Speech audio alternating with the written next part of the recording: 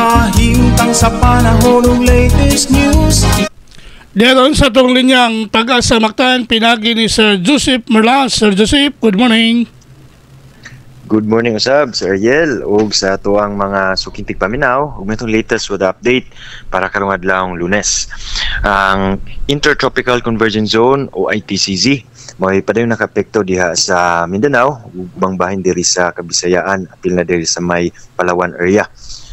Sa limbahin usab kining shearline o ang panag-abot sa bugnaw nga masa sa hangin o init nga masa sa hangin mo'y nakatag og mga pagulan-ulan sa silangan nga bahin sa Central ug Southern Luzon. Kung kining amihan o Northeast Monsoon padayon nakaapekto diha sa aminang bahin sa Luzon. Sa itong monitoring, wala inon tayo gibantayan nga LPU Bagyo sud o duol sa itong Philippine Area of Responsibility. Kung sud sa 24 oras tungod aning ITCZ, ang Tibuok Kabisayaan, lakip na probinsya sa Sugbo, aduna tay manag-umon nga kalangitan o natay posibleng katag-katag nga hinay nga to sa kasarangan ug okasyon nga kusog na mga pagulan. Ang ang mga concentration sa mga pagulan karong mga orasa is diri sa may eastern Visayas area, particularly aning Samar provinces. Diri sa nibiling bahin sa Kabisayaan, wala pa tayo maabot no na mga pagulan apan posible later the day posible na po tayo masinati ng mga katag-katag na mga pagulan. Maong continuous monitoring ta sa itong issue ng mga advisories o nagya po ning hulga na posibleng pagbaha o pagdahili sa ita labi na kung makasinati ani kusog o magdugay na mga pagulan. Kaya sa itong hangin o kadagatan wala inon tayo gale warning. Tibuok Kabisayaan pa yung makasinati aning hinay nga to sa kasarangan nga hangin nagikan sa silangan nga to sa aminang silangan o atong kadagatan na ay malinawon nga to sa kasarangan nga mga pagbalod. Sa Cebu atong dagat mo hunas ni sa minuto sa dili pa mag alas 11 sa buntag nga nagimabon nga 0.1 meters.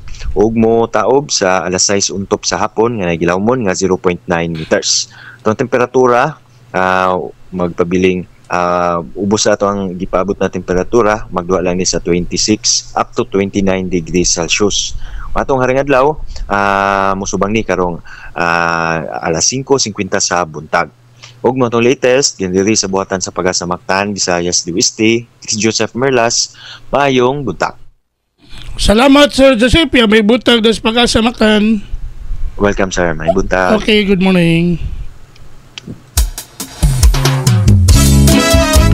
Inyo gadabati si Sir Joseph Merlas ang atong weather specialist gikan sa Pag-asa Mactan nga naghatod sa itong dagan sa kahimtang sa panahon ining adlaw nga Lunes, Disyembre 9, tuig 2024. Mo kato ang atong weather update kung dagan sa kahimtang sa panahon nining adlaw nga Lunes.